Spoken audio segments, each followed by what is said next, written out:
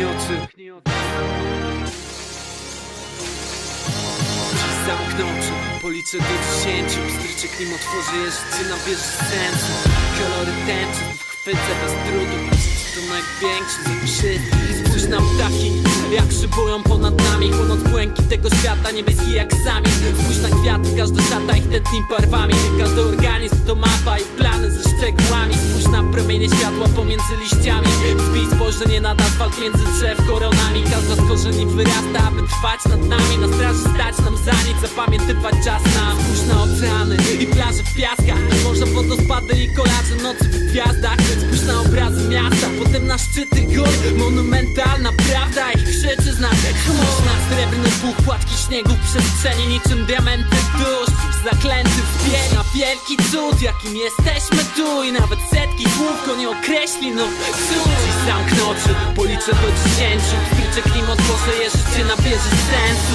Kolory tęczy, znów chwycę bez trudu, bo życie to największy ze wszystkich cudów. Dziś zamknij oczy, policz do 10. Pstryczek nim otworzysz, je życie nabierze sensu.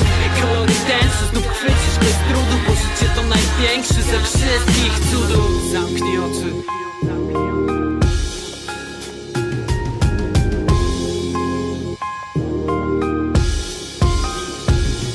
Spójrz na dziecka, śmiech, jego pierwsze kroki. Pierwszy wdech powietrza, przebiegi, przygody. Czasem rodzi się w dźwiękach werbli, trwogi, ale drogi do szczęścia to kręte schody. Jednak zdobije odwieczna głębia wymowy tego, co nie może przejść nam z serca do głowy, aby zdobyć po kolei w częściach pejzaż. Schody namalowany przez wszechświat bez pędzla w dłoni. Zamknij oczy i pomyśl o nim, nieważne symbole. Czy naprawdę jest możliwe, by był wymyślony?